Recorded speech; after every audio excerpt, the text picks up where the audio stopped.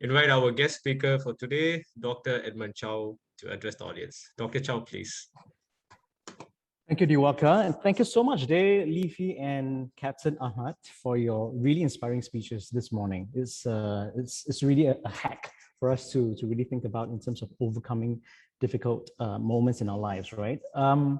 Also, congratulations on speaking in front of a large crowd. We have a lot of people here today, and it does take a lot of courage to share your life experiences in front of strangers.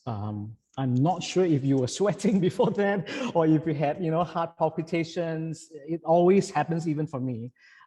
Sometimes before I go on stage or speak, my mouth would go dry, and then secretly I might need to moisten my throat, and sometimes you might just have these butterflies in your stomach kind of feeling just before coming on stage, and then it feels like you want to go to the toilet just before the speech, and then it's like, oh, be still. And these nerves really get in the way, right? I mean, I don't know whether you have that kind of feeling whenever you're asked to speak in front of a group of people. And if I were you many years ago, I probably back out at the last minute, to give Diwakar an excuse to say, oh, I'm not feeling well, pull me out, or something like that. Yeah. So public speaking is really a frightening experience because we feel judged. We feel judged for everything we say, how we talk, how we walk, and even the way we dress. So we are scrutinized from head to toe. And I hear you, because I still feel that way. And even worse, I teach that in my public speaking. But we can move away from that stage of persecution to a stage of romance. All right, so public speaking is a strange lover. You never really fall in love with it at first sight. You don't. But after some time, maybe just like a Tinder swipe, you start revealing bits about yourself, and you realize the other person is just like you, looking for connections.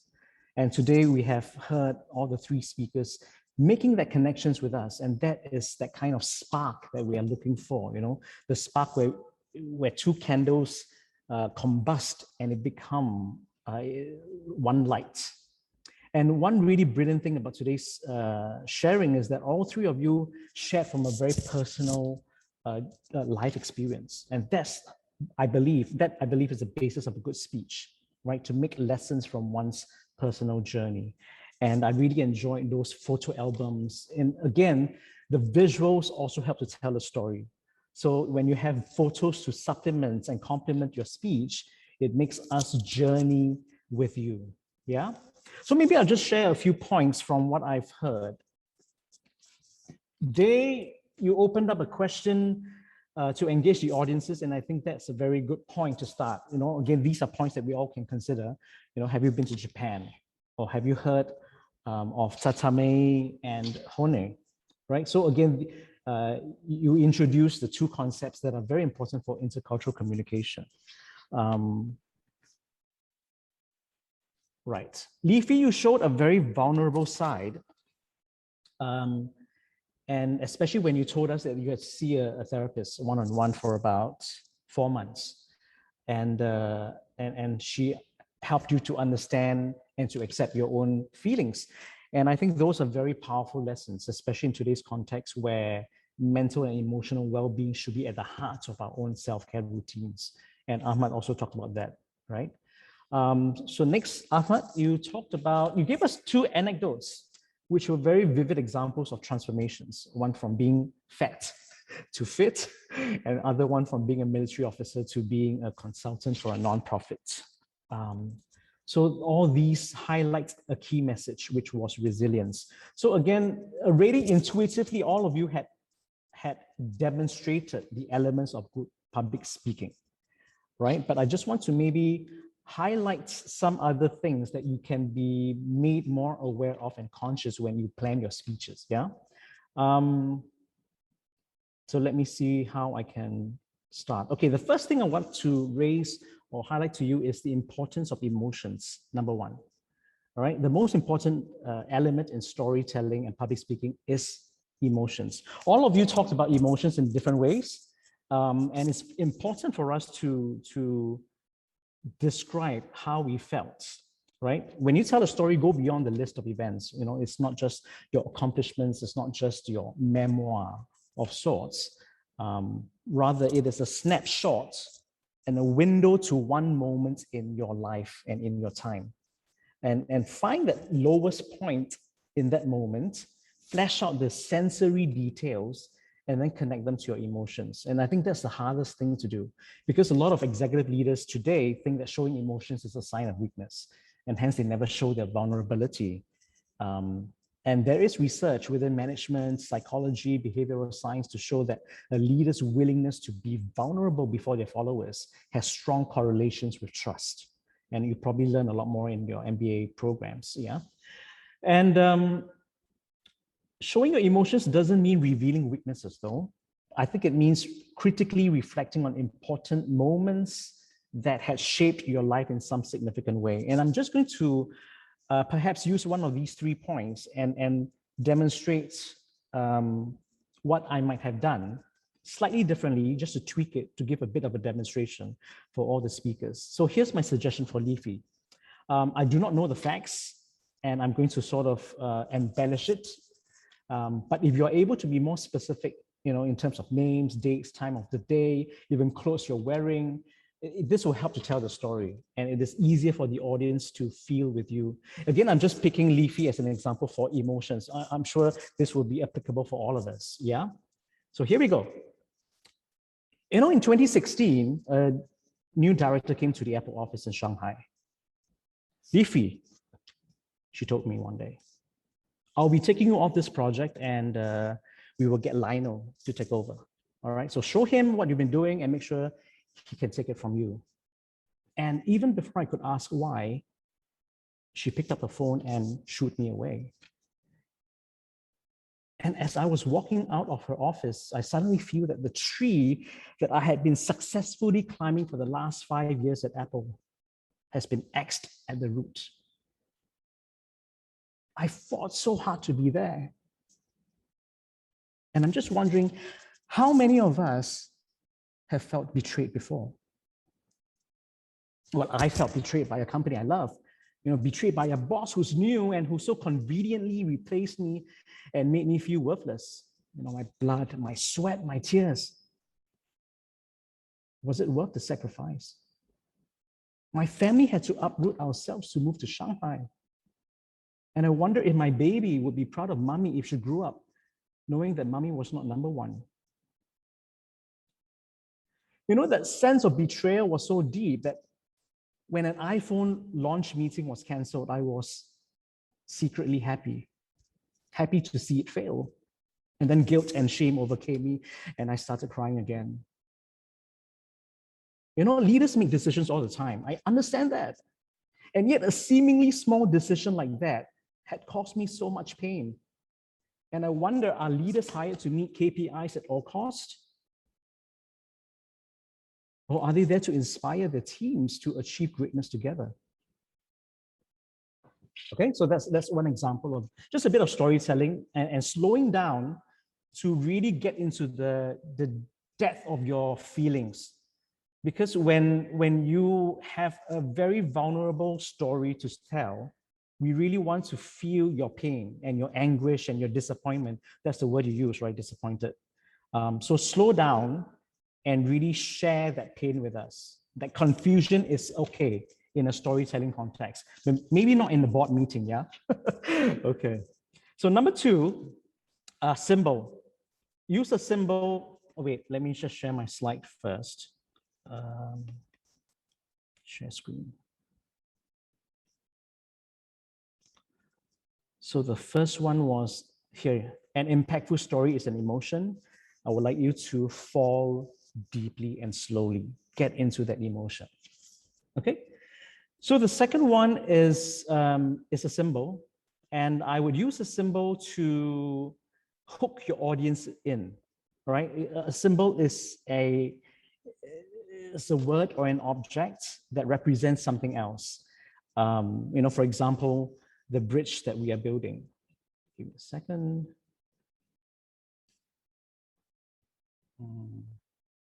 Over here, right? So for example, the bridge we are building is not an actual one, It just means a structure to help our teams get from this point to this point, or maybe to move from a place of misunderstanding to a place of reconciliation. And to do that in your message, you should leave out some facts. And I know I'm contradicting myself here because I just said give as many facts as possible. You know, give as many facts as possible. And now I'm saying leave it out. So this is why. Because if I were to tell you to do something, especially when you're talking about hacks, if I were to tell you to do something, you probably suspect my intention or even my credibility.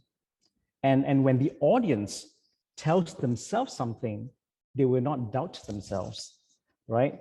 So people ultimately persuade themselves into believing what they want to hear. It's just like I don't need a salesperson to convince me how good a product is because I've already done my homework and compared reviews, right? I had already convinced myself I needed this before I walk into a car showroom, for example, to buy a car, right? It's really just the other things that I might want to be enticed with. So that's what it is all about.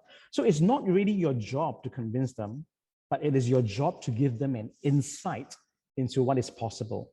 And that means leaving enough gaps for us to fill in an imagination kind of exercise, right? When I leave some gaps in my story, the audience naturally participates in that activity.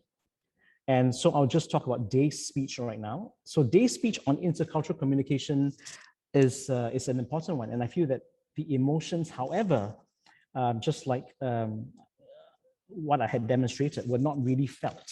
I think you could have pushed it a little more and focus more on those emotions when you were isolated and felt lonely without your Japanese friends, right? So let's try using an indirect approach to talk about the need to understand each other's culture without giving it away too soon. So maybe for Day's case, I might use the metaphor of a game. In order for a game to be exciting, there are rules to follow. For example, you will need to collect points or complete a maze before you can get to the next higher level. And if you accidentally step on things you should not step on, you might lose points or you might even die. So let's just have a quick survey, right? Let's have a show of hands if you have played Super Mario Brothers. Have you heard of that game, Super Mario Brothers? Yeah, okay, so that's my all-time favorite when I was a kid growing up. So for Day, I'm going to share my screen, thank you. And this is what I might actually say. Hold on, yeah. This is Super Mario Brothers. Okay. So in life, we are there to earn social points, winning trust and gaining friendships. But when I was in Japan, I felt empty. Every day, nothing happened. I couldn't make friends. I didn't know why. I tried to engage them in social events, but they declined me. I jumped at every opportunity, like now, but nothing worked. I did not know why I couldn't get any points in life. And so it was much later on that I realized that I did not know the rules of the game. There were invisible social behaviors and cultural codes that I did not understand. Just like this game. I didn't know that there were invisible bricks that could give me power, or bricks that had mushrooms that could increase my size or my power. And like a novice player, I would only learn from mistakes after dying a number of times. And in the same way, after a long time of observing and of finding out, I realized that there were two masks that Japanese people wore, right? So that's when you went on to talk about your mask. And the first one is the social one called the tatamae. And this is all about politeness. And the second one is a personal one called hone.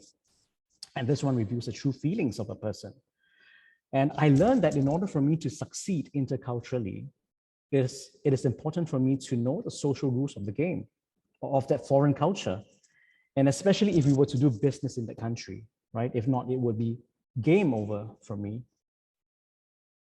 Okay, so that's another example, right, of just using metaphors to really, I think, it sort of helps us to connect with the audience, but it also makes us realize, oh my God, we can actually use this kind of metaphors to make quite a serious point sometimes, but it's also quite funny.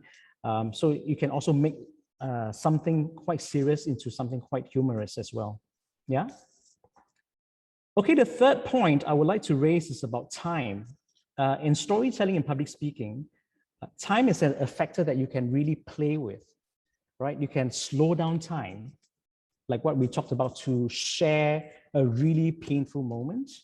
And also in a story, you don't have to keep the story linear. You don't have to go from, this is me at age 12, 16, 21, 20, you don't have to give your CV out in a linear way, right? You can go back and forth in time, just like a movie, you have a lot of flashbacks, just like you watch something, this is what is happening, and then suddenly there's a flashback, then you come back to the main story. As long as you give enough context to the audience, they will be able to make sense of your story. So let's try Ahmad's story right now, okay? So I'm gonna incorporate the other 2 points as well, using metaphors as well as emotions, but now I'm gonna play with time.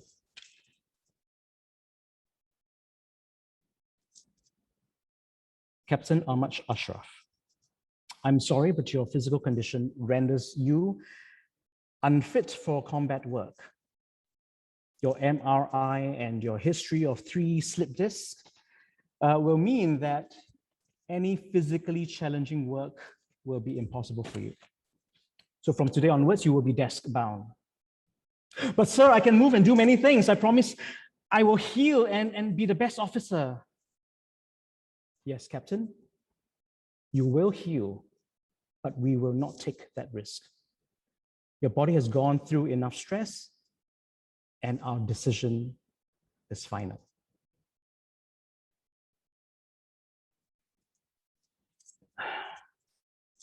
Sir, does that mean that I have no more opportunities for promotion? You are right, Captain.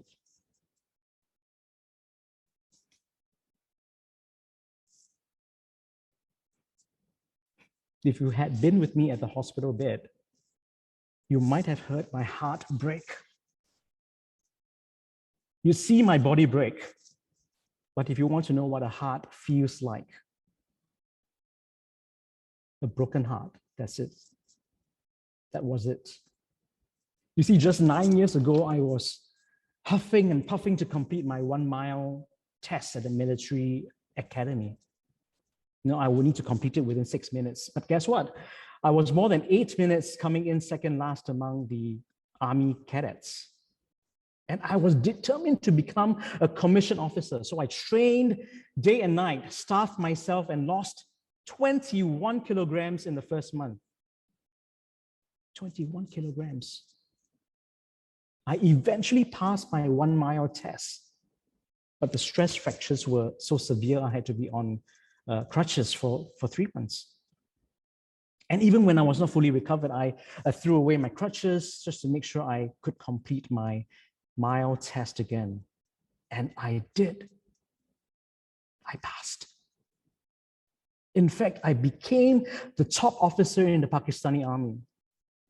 And since 1971, I'm the only officer who had excelled in 4 different sports in the same year and won gold at national level in 3.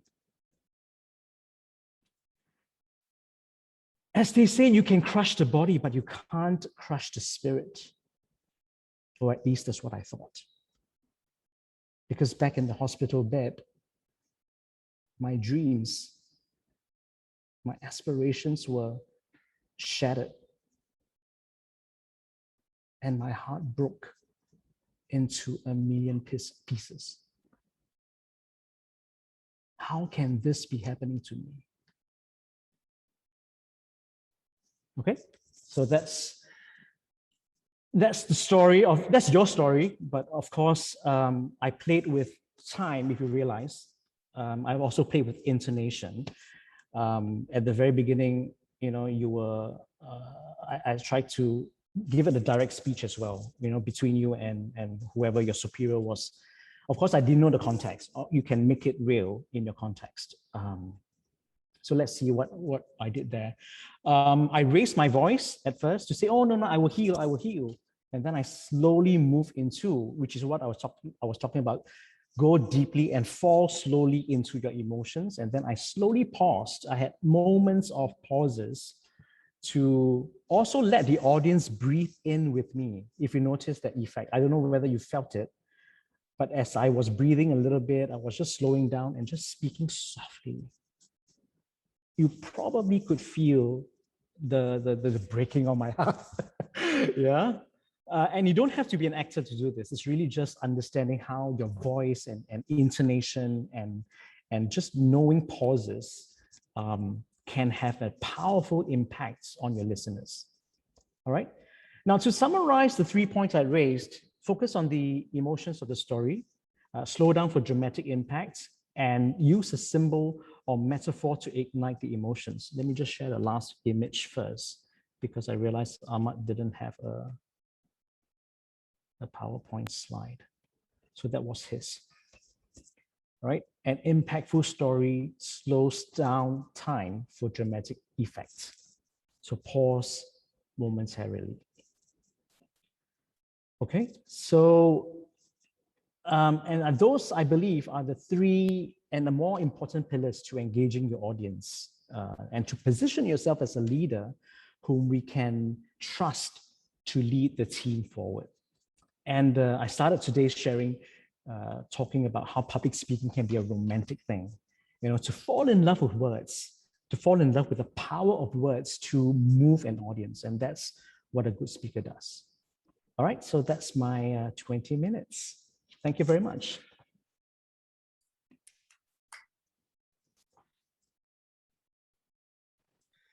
Wow. I think that all of us are a bit lost for words here, I would say. Maybe do anyone want to say something from the audience about what you have felt or what you feel, or maybe even Ahmed and Leafy, you guys, or they, you want to give a quick comment? And did you find it useful? Or if there's nothing, I think we can also have, we have enough time to have a quick Q&A sessions where we can open up for questions. So I think Taki will help us to moderate the Q&A sessions. I think, Taki, you can start with questions to Edmund right away. Okay. But does Levi, Day, or Ahmed want to share any comment? Yeah, sure. Just a very quick one. Yeah, thank you, Professor Edmund. This is so helpful and powerful way of doing a public speech. This is the first time I also know about how we can add a powerful story with like role play. Like basically, there's 2 different people. We can play the role in the public speech, and then that can help to bring the audience into the story. So this is super helpful. Well, I will definitely continue improving for that. And thank you so much for sharing that. Thank you. Yeah, me too. So I felt almost same as Lippy. So I just have experience to handle some presentation, business presentation, and not like this kind of public speech. So like, yeah, maybe I lack my emotional way. Yeah, and I really impressed that how you express your emotion, and like you're basically telling about other person's story, right? But like, I think everyone felt that like it is like as if my story, I mean your story. It was like a movie, so like I was very much impressed. Yeah, thank you so much. Thank you, Dave. Thank you. Hi, your way of telling my story was so awesome, and I'm sure that no one ever said no to you for a date as well, because so thank you for guiding us and for telling us what we should do in future to be more impactful. Thanks, Ahmad. No, but I think it's also because you all gave me enough nuggets to use and stories and anecdotes. So if there is if your speech were to be very empty and it's just like giving facts, right, then there is really very little for me to demonstrate. So the fact that you gave me enough material to use, then it's like, okay, let's move up one notch to deliver a more impactful speech. So already you have done a good job, all of you. Thank you. Okay. For the Q&A, like we have one question about how to overcome the fear of public speaking, especially when you are doing speech in a second language. When you're doing a second language, how do you overcome the fear of overcome the public fear? speaking? Yeah. Okay, so especially if English is not your first language, you should write out your script. Yeah, you should write your script out and you should memorize it. And memorize it in such a way that you remember the big picture and where the story goes. But don't memorize it in such a way that sometimes when you feel like you miss a word and then it goes blank and then, oh, I don't know what to say next. Right, so memorize it in terms of images, right? Okay, the first point I want to talk about this, second point I want to talk about this, third point, and then for a person whose language is not English, so when you write it out, you should also be able to check your grammar with someone else who can proofread your work. So then you can, if you really want to improve your English, then you can also play with the sounds and the images and what these words might mean for someone.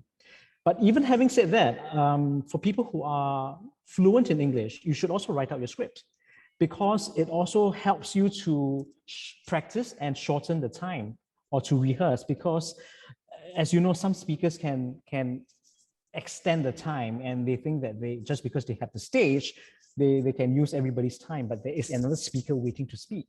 And so if you are the moderator or if you're someone hosting the event, sometimes it's very difficult for you to interrupt to say, oh, you have 1 minute left, you have 30 seconds left, right? So it's good practice for you to write out the entire script, to practice it until you become more fluent. And then, then you can go without the script and just remember the keywords. I hope that helps.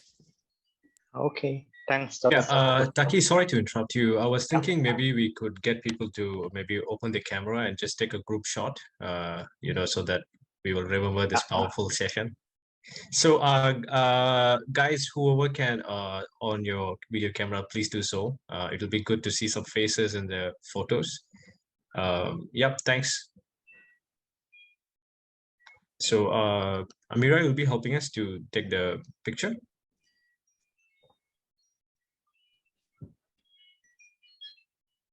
Amira?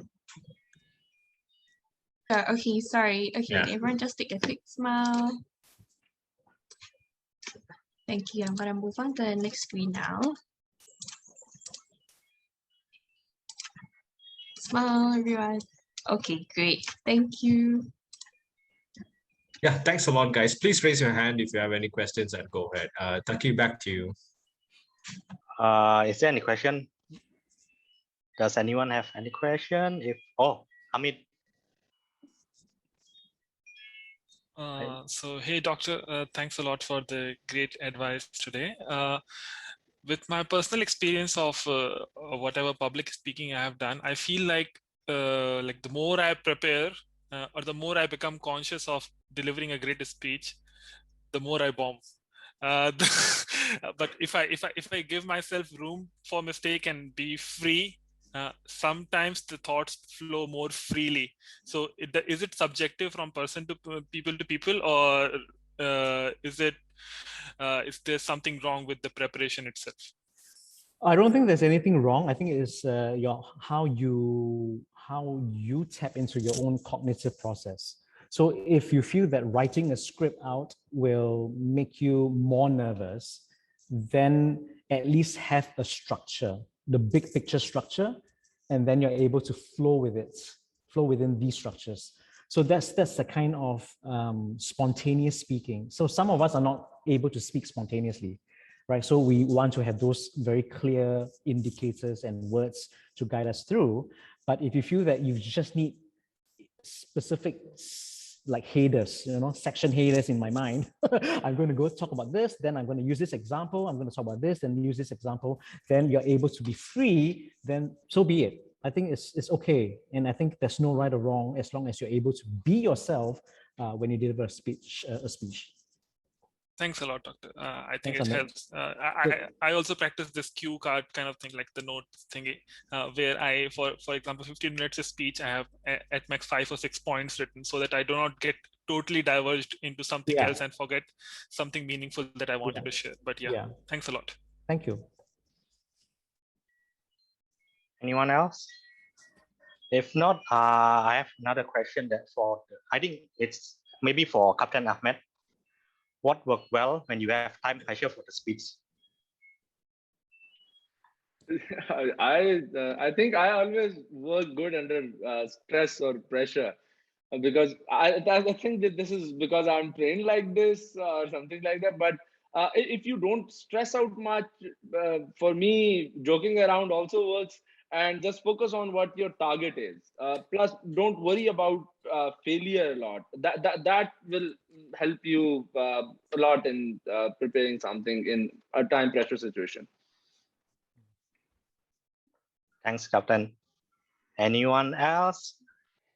Or maybe you can also ask personal question like, how do you do like 2,000 sit-ups, or how to get the gold medal? Anyone can ask any questions. Anyone? I have another one if no one else have it. It's for everyone.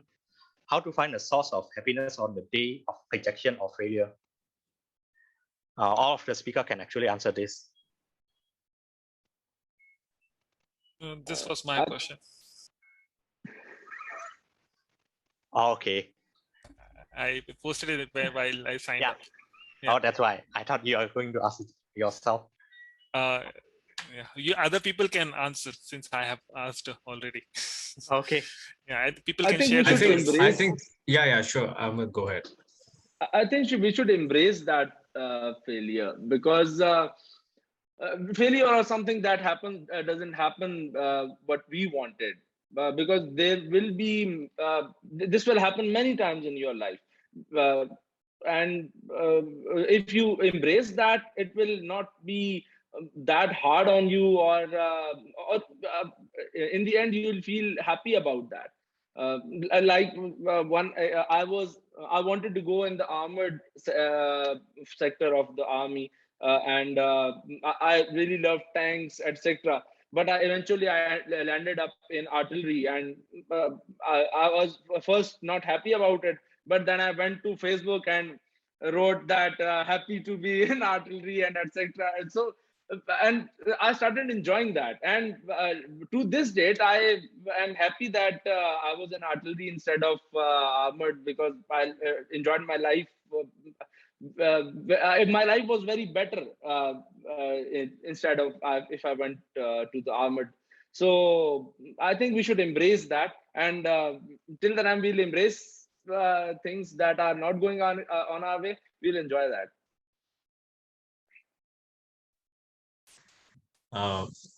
Thanks, Ahmed. What I want to add was, I think, Ahmed, to answer your question about how to, pick up yourself on the day of rejection or failures, I think all the speakers gave a brilliant answer through their speech. So I think it's pretty much already answered, right, the question. So, yeah, I think we have another question. The group. Any tips to avoid being monotone and our attention from audience? Or maybe Pianat want to ask a question on your own, or if not, yeah, we can use this. Any tips to avoid being monotone and to actually our attention? All right, so being monotonous can really dull the audience, right? So really practice. I don't know. I mean, I don't know if you all like to sing. Sometimes before a speech, I try to warm up my vocals, just to sing or hum a tune, play with all the different pitches, right? Going from high to very low, so that you are expressive in your vocal cords, right?